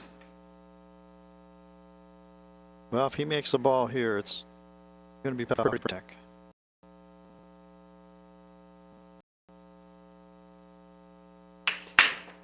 Johnny hit him good. One ball did drop, and Johnny's got a choice, and balls look like they spread pretty well, even though there's 3 sitting right in the middle. They can go in at least 2 pockets.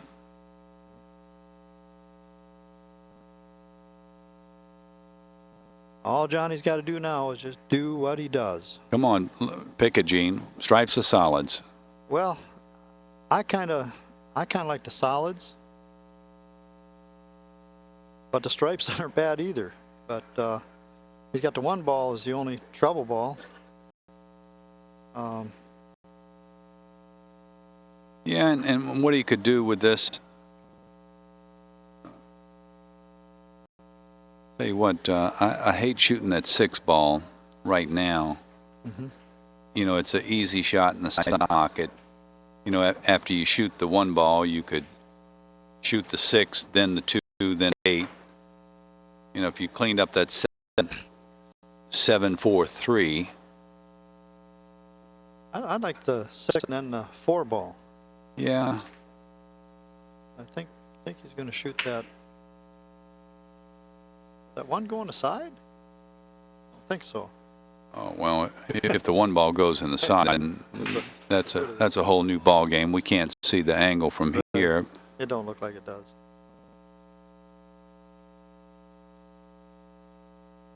He's liking that 4 ball. Now when he comes out for that, he can get shape on the 7 or 1 ball. So that's smart thing in 8 ball. You got 2 ways to go. There it is. Wait, he's got that 1 ball all right. I think I'd take that 1 ball right now. 1, 7, 3, 2, 8, and it's over. Yep.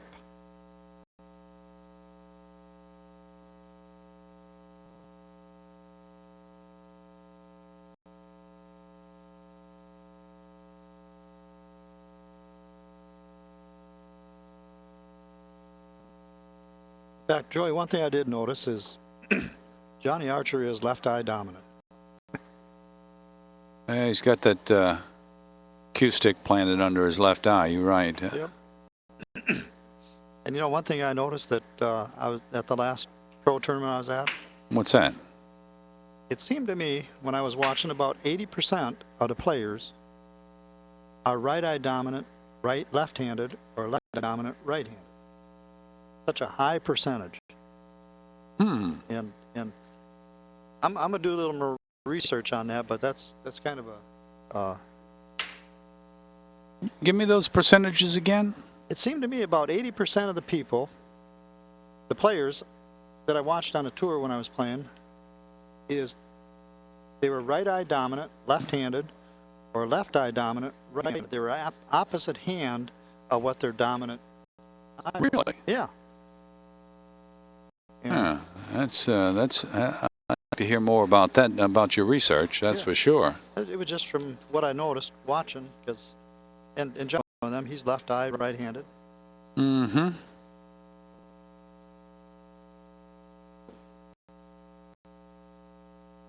Then you got people like Earl that he's one-eyed. Yeah. Like he's got a telescope under that right eye. I'm telling you. Well, It's just 2 balls Yep. between Johnny and victory in this match. You know, to be fair with Nick, you know, Nick just hasn't had many opportunities at the table. Well, Well, that's it, fans. yep.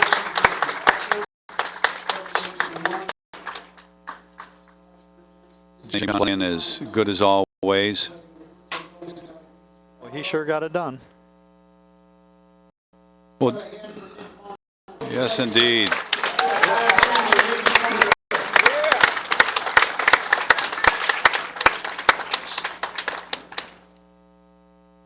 Well, one more time.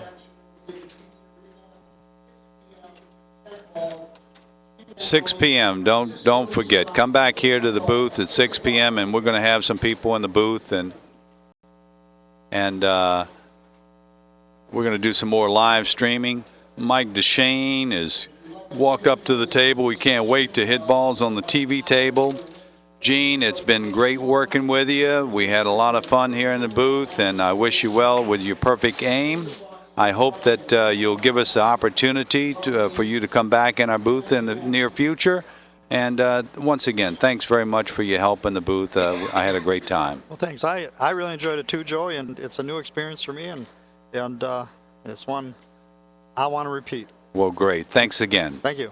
All right, buddy.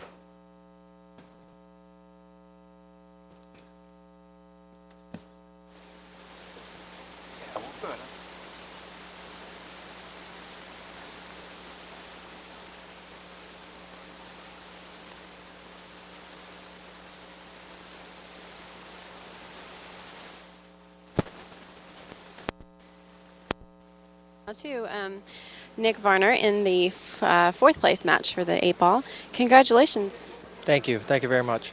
Well, you seem to get the breakdown. You guys are both breaking really hard, but the balls aren't quite spreading how you want them to. What do you think how do you think you're going to adjust going into the next one? Well, I mean, 8-ball, you know, the balls they're spread okay, but there's a couple clusters here and there, and 8-ball, you know, if you get clusters, it makes it very difficult, especially on the dry table here, because the ball kind of rolls. It's liable to roll real fast on you, and you've got to play perfect position for a couple weird shots when they get tough. So 8-ball is a very precise game. Right. Well, you did break and run, I believe, 4 of the 8 racks, so you certainly doing something right there. What about your pace of play? You seem to be very deliberate in everything that you're doing. Is there a lot of pressure on you for this? Well, I mean, the thing about myself is I know I'm always fighting myself. So if I can just, you know, slow down and make the right decisions, like I said, you know, when I interviewed yesterday, main thing with me, if I can make the right decisions, I feel comfortable that at least I'm picking the right shot, and now I just have to execute. So, you know, to me, you know, it's when I get to playing a little bit fast, or, you know, I don't like it. Upsets me if I make the wrong decisions. I'd rather just miss balls than make the wrong decisions. Well, what do you think of your next opponent, Roberto? He has probably kind of the opposite playing style. He's very fast and loose and seems to move around the table quickly. Does that ever throw you off, playing a player with a different pace than you? No, not really, because, you know, when I'm at the table, it's my pace. You know, when he's at the table, it's his pace. So I just have to be patient and hopefully, you know, whenever I get my opportunities, you know, take advantage of them.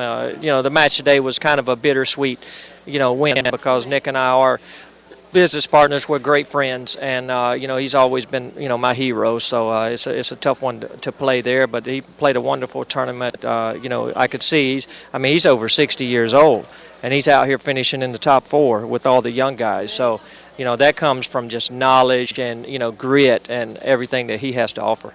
All right. Well, both the guys that are left in the tournament that you'll need to get through have come very close to winning world championships, and Ronnie had 2 chances at the U.S. Open, so we'll see if you'll be able to keep them from getting one of those. So.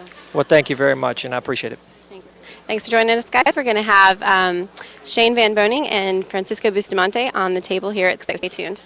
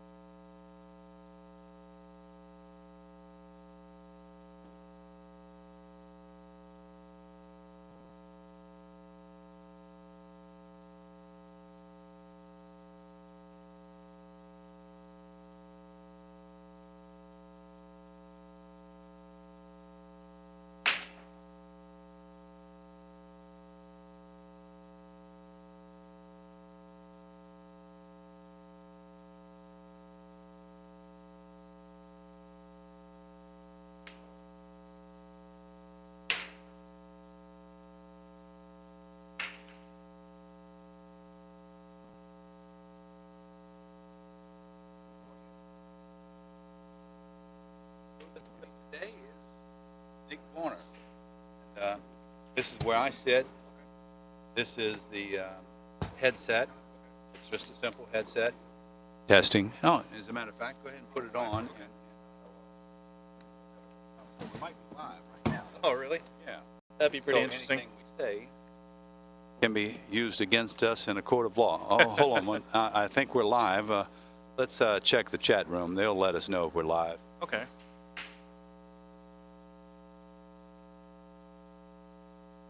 Mike's already down there practicing for his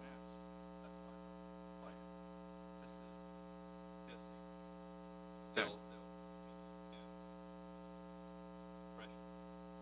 Okay. Stats. Pop right up. Repost them. Okay. Oh, yeah. I was just looking at the legend to see what everything meant, all the acronyms. Yeah. Well, you can browse through it. Go for it. Where is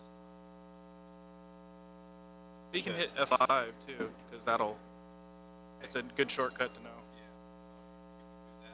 Yeah. Okay. Okay.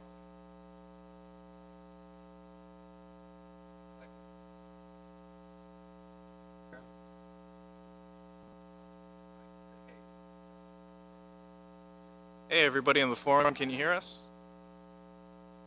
Anybody in the chat room? Excellent. Thank you, Dragon Q. I see we have a couple of hecklers out there already. Excellent. Well, excellent. why don't you internet viewers guess who that 6 o'clock commentator is going to be? That's going to be in the booth, not with me, but with Nick Varner. You know who this is. He's listened to me for 8 days now. Just guess who that other fellow was sitting in the booth. We'll see. I don't think anybody's going to get it, but we'll see. This close and right directly in front of it. It works perfect that way. Okay. I just want to make sure I didn't. Excellent. It sounds Chuck Norris. Chuck Norris. Well. Well, he wouldn't need a microphone then, would he? Well, y'all, you got an energetic young commentator that plays a fantastic game of pool, and he knows pool, and he's got a great sense of humor. You're going to enjoy his commentary. Maybe he'll keep it a secret from you until 6 o'clock's a good ways off, and we're going to cut the mics off. We're not going to be doing any talking. I'm going to go get a little needed rest, and I'll be back for a later match, probably around 9 o'clock, and we'll just catch up with y'all a little bit later. If my other commentator that's going to substitute for me chooses to, we might let you know who he is, or he might just keep it a surprise. I'm kind of entertained by the guests so far, so we might just keep it going until 6 o'clock and see what happens. Has anyone guessed who you are? No, not yet. Oh, this is going to be great then. Y'all enjoy yourselves, and I'll catch up with y'all at the 9 p.m. match. But we got a great match coming up at 6 p.m. And let's see, we see Mike DeShane practicing on the table, but he's not playing. It's going to be Shane Van Boning and Francisco Bustamante at 6. So we'll catch up with y'all later. Excellent. Adios. Get some good rest, Joey.